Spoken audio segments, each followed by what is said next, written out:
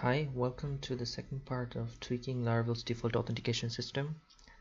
In this part I will show you how you can change Laravel's default hasher from bcrypt to MD5, and also how you can use salt with password. So let's get started. To do that, at first we will need to create a file. Let's say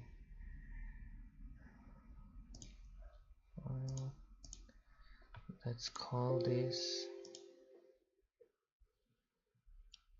MD5 hasher.php. So this is in namespace app/tutes. This class MD5 hasher. This implements hasher. So the problem here is that we have to so if we go to the hasher contract, you see we have to rewrite four methods: info, make, check, and needs rehash. The important two are these two. So let's rewrite this. This doesn't matter, let's leave it at that. And in the make, we will take the plain password and just rehash it or just encrypt it. So this will return the hash of our string with an MD5 because we're using the MD5, and value. In the next one, when we want to check, then we want to return the hash of MD5 hash of the value,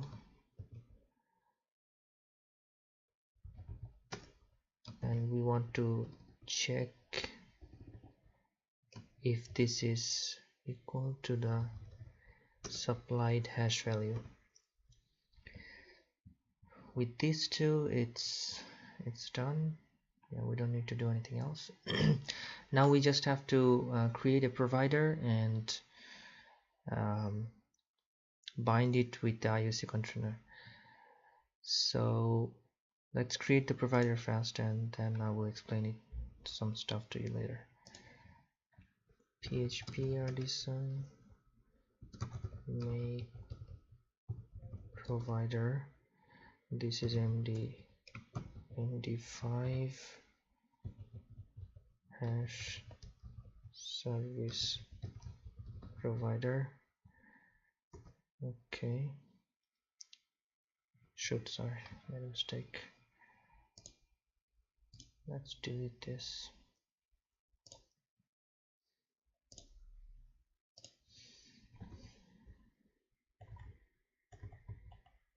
That's MD5, not percent. Okay, now we have it. Let's go in here, and in the register method we will say if someone is looking for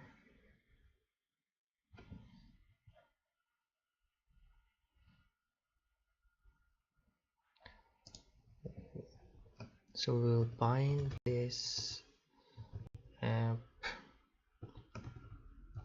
singleton. If someone is looking for hash, then return this function foo function that function, and then we will supply the app, and let's go in and return new the hasher which is created in MD5 hasher. So you have to include that as well. Let's give it the app.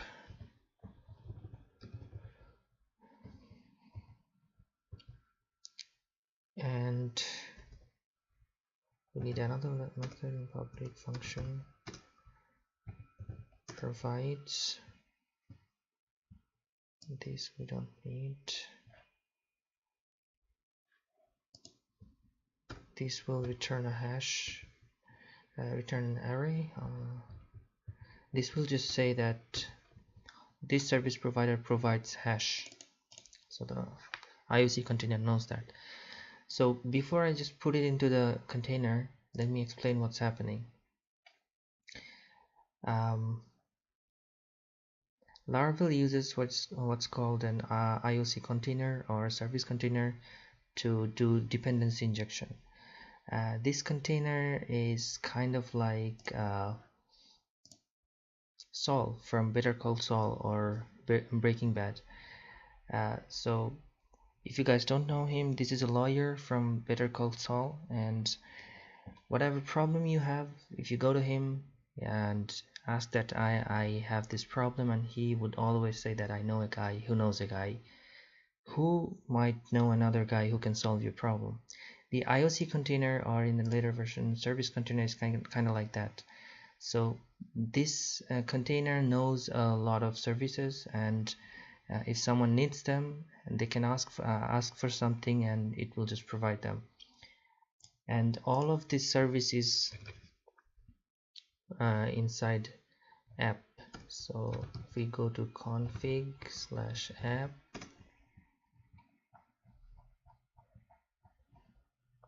this is all the providers. So if someone asks that I need auth service provider, it would just go ahead and provide that. So you can see here auth service provider, and yeah, and there are other services as well: mail service, hash service provider, and this is what concerns us. We will replace this. So whatever Laravel is using right now, we will just provide our own. So if we go into the hash service provider, this also does the same, as you can see in the provider. So let's just close it out and comment it out. So, and in the end we will put our own app/provider/MD5 hasher class. So rather than using the default one, we are using our custom ones. That means we don't need this custom eloquent users stuff anymore. So let's use the default one. So the hasher is changed now, so it can check when it tries to check something. It will go here in MD5 hasher and use this method, and it will evaluate everything we need. So, and in the register controller, we don't need to use this anymore, so we can bring back our old hasher. So hopefully this will work now. Let's keep our fingers crossed. Yeah, okay, server is running. Let's go back and try to register a new user. So let's say this is Emily Week. I don't quite recall his wife's name. Let's say this was his wife. So we use the password from before, 123456. Let's try. Okay, so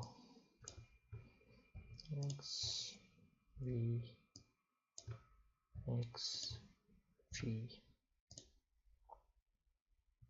Nice. So we are using our container now. Let's try to log back in.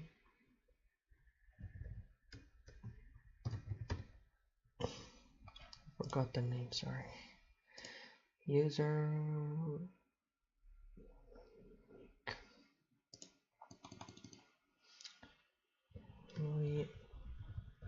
wait.com. This is 1234556.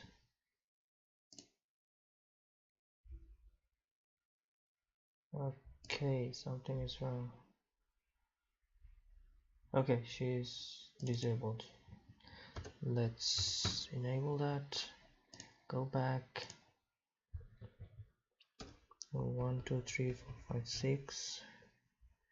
Okay, we are in. Nice. So this is working. In the next agenda, what we have is we use salt with password. As you can see, this eloquent user method, the validate credential, if we don't use this one right now, sorry, not this, our custom eloquent user model, since we are not using anything custom here, we can just use the default one. But right now we want to implement the salt, so let's make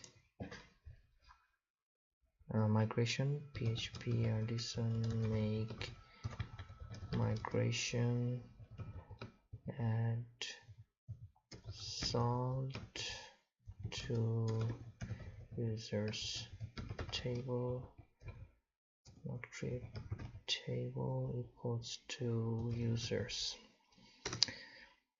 Okay, we have our hopefully database migrations. Yeah, we have our salt. Let's just quit out. Okay, now what we want is a new salt field, so table string and column name is salt, and let's give it a default value.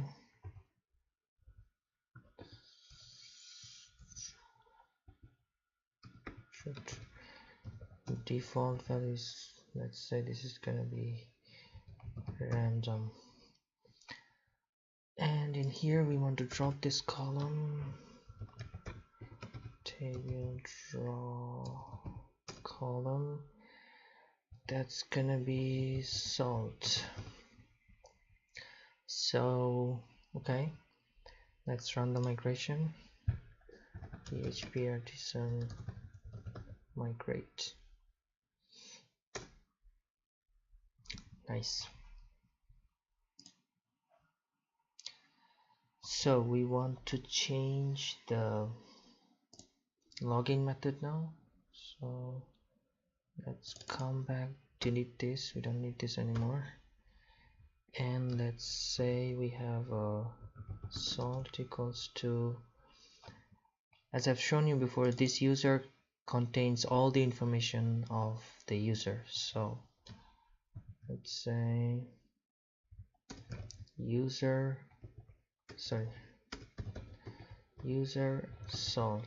Let's check if the field was created properly. Users table, yep, we have our salt. So let's go back and we have our salt in here. Now let's say we just want to concatenate both of the fields, so we want the plain password with the salt concatenated and then checked.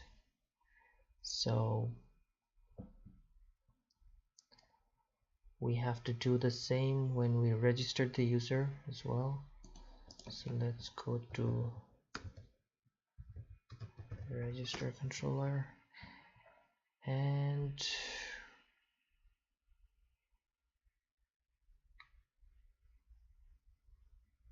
okay, you want to change some of the stuff in here. Let's just focus on this now. So password, and in the data we should have dot data and salt.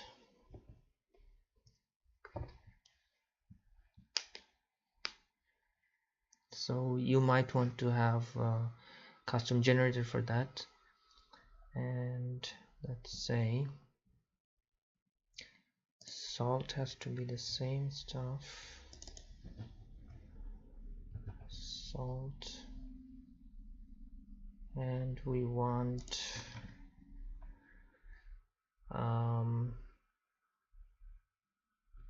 to go to the user.php here and say that fillable is also salt. This is also a secret field, and by the way, this secret field or this hidden field actually doesn't work with that object, with this this user that I've shown you, this user. So as before, we could see all this stuff in the user, password and salt and everything. It only takes effect when you convert it to an array. Then you wouldn't be able to see the hidden fields. So we could give the salt and yes, okay, so let's say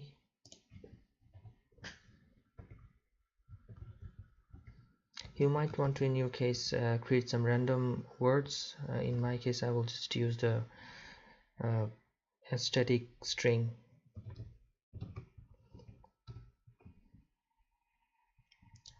So hope this would work. Let's try to register a user. So let's go and register.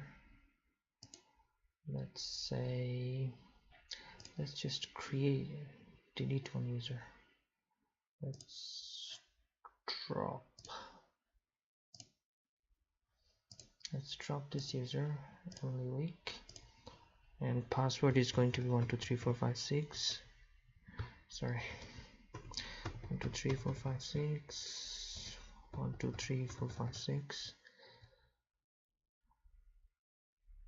Okay, something is wrong. Let's see if it created anything. No. So let's go back and take a look. Salt is random. Salt should be allowed. Fillable, yeah.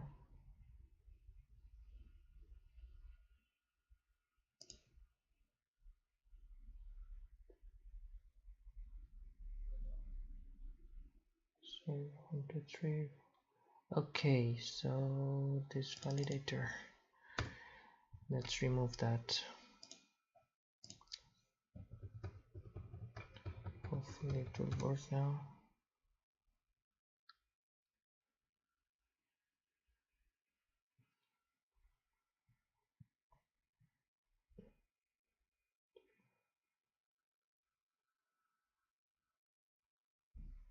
Data is not given. Okay, since we're not sending out data, let's just use random. Sorry, random. Okay, let's try now. Yes, retry. Okay, Emily Week is logging in. Let's try. emilyweek.com, password is 123456. Okay, we have to enable her.